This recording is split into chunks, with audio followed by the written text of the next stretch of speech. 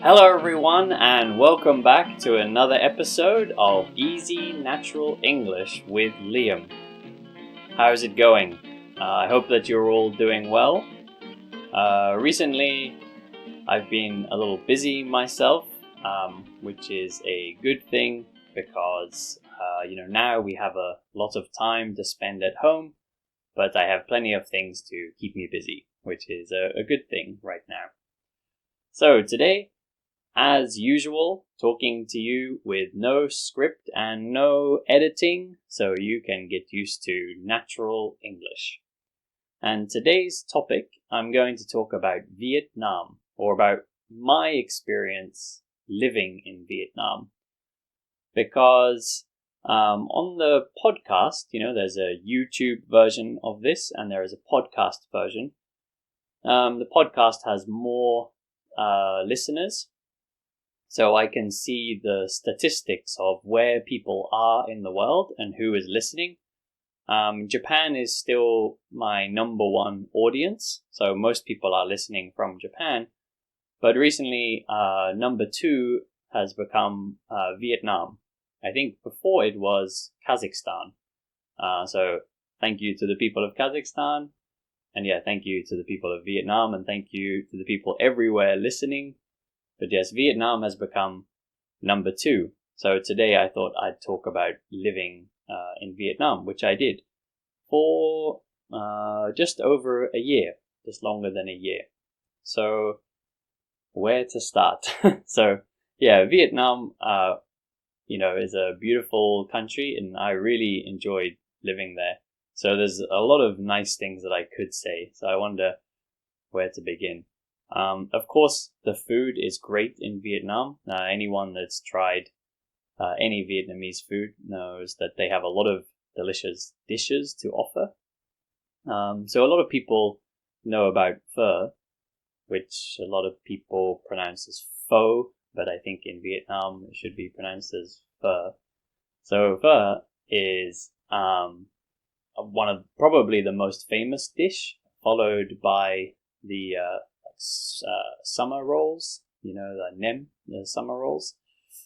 But other than those two, there are just many dishes. I lived there for more than a year, and I didn't try everything. And actually, I'd been a tourist there before as well. I visited for a month before, so I spent a long time there, and I still haven't tried everything. I feel like I only tried maybe 5% or 10% or something. I think there's just so many different dishes and so many different flavors and texture. Texture is like the feeling of the food in your mouth. So there's so much great food. My favorite, I think, it's hard to choose a favorite, but maybe my favorite is bánh xèo, which comes from the south of Vietnam. I actually lived in the north. I lived in Hanoi. But I like the bánh xèo. It's really delicious. So if you don't know, this dish is a big pancake, a very thin, more like a crepe. It's like a thin pancake made with rice flour, I think. And then it has pork and shrimp in the pancake. And then this is wrapped around bean sprouts. Bean sprouts are those vegetables you get in stir fry, made from beans that have grown a sprout, have grown a shoot, so bean sprouts. And then, a lot of restaurants would accompany it, so would put next to it rice paper and salad, and then you could wrap it up and eat it together. And that was really delicious. So one of my favorites. And then, of course, I love the coffee in Vietnam. Vietnam is quite famous for their coffee. They have a particular way of roasting coffee, and it makes it taste sort of really strong, but almost a bit like dark chocolate. And then when you add the sweet condensed milk that they use a lot of in Vietnam, it's really delicious, and it's nice with ice. That's what I used to drink maybe every day. But I was a bit worried about the sugar. I was getting a lot of sugar. So some days I would try to just drink black coffee, and normally I drink black coffee, but Vietnamese coffee is very strong, so I would try to drink it black. I would think, I need to avoid sugar, so I would try to get it black, and I would take a sip and then think, okay, actually I need some of that sweet milk, and I'd call the owner of the cafe over and say, hey, can I have some sweet milk, please? And I would not bother trying to avoid sugar because it's too strong, but it's delicious. Once you put the milk in there. Some cafes it tasted good when it was black, but a lot of cafes it was too strong for me, for my taste. What else about Vietnam? Of course, driving in Vietnam was very interesting. So I had a very nice motorbike. People who live in Vietnam, you'll definitely know the model. I had a Honda Win, and in Vietnam there are a lot of these motorbikes, the Honda Win. It's just a small engine, I think 150 cc, something like that. So it's just a small motorbike. I used to drive that to work every day. But the road rules in Vietnam are quite different from where I'm from in the UK. So it's definitely fun. So people tend to just follow like sort of in a big group. Everybody just kind of goes left or right.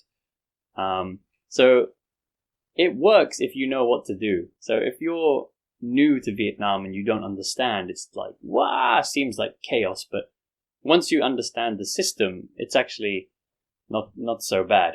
I don't know what you think, people who have tried driving in Vietnam, or my listeners who live in Vietnam are driving now. I don't know what you think, but once I got used to it, once I understood the system, it wasn't so bad for me. I found it quite easy to drive. I think you just have to be clear about your movements. So if you're going to turn left, then you have to commit. You have to say, okay, I'm going left, and then you just go left kind of slowly, and people will go around you. So there's all these motorbikes and scooters going down the road, and as you turn, people will just go around you. But you have to be clear about which way you're going.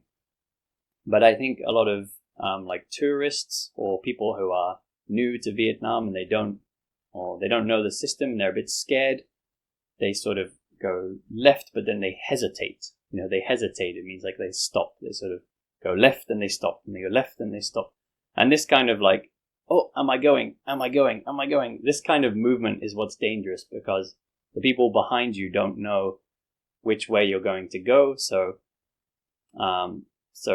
Then accidents can happen because it looks like you're going left, so they go around behind you, and then you stop, and then suddenly you're in their way. So if you're not used to Vietnam, or it's actually a similar system in most like Southeast Asian countries. If you want to cross the road in these countries, just walk slow and steady. Even if there's lots of traffic coming, like you just walk slow and steady and people will go around you. But you have to choose your direction and just walk in one direction. If you hesitate, if you stop, or if you go forwards, backwards, then people don't know what you're doing, and then it becomes dangerous. So just pick a destination and just go directly. If you're on foot or if you're on a motorbike. I'm almost running out of time for today. Any last thoughts about Vietnam? If you're not from Vietnam, please visit Vietnam. It's a beautiful country. So many nice tourist destinations, which I didn't even really talk about that side of things.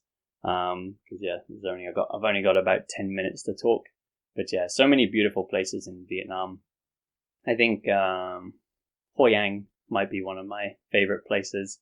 Really beautiful at nighttime with all the lanterns. All these paper lanterns lit up, and it's like got these old merchant shops, old kind of trading shop. Very beautiful place. So anyway, thank you for listening today, and thank you for the people of Vietnam who've become my number 2 or second biggest fan base, and see who gets there next time. So everybody, tell your friends to listen, and then maybe your country can get up to the top. But you've got a long way to go to beat Japan. Japan is still my number one listener base, so you need to get all your friends listening to become number one. Thank you all for listening. Please like, subscribe, review, depending on whether you're on YouTube or podcast, and I will see you all back here next time.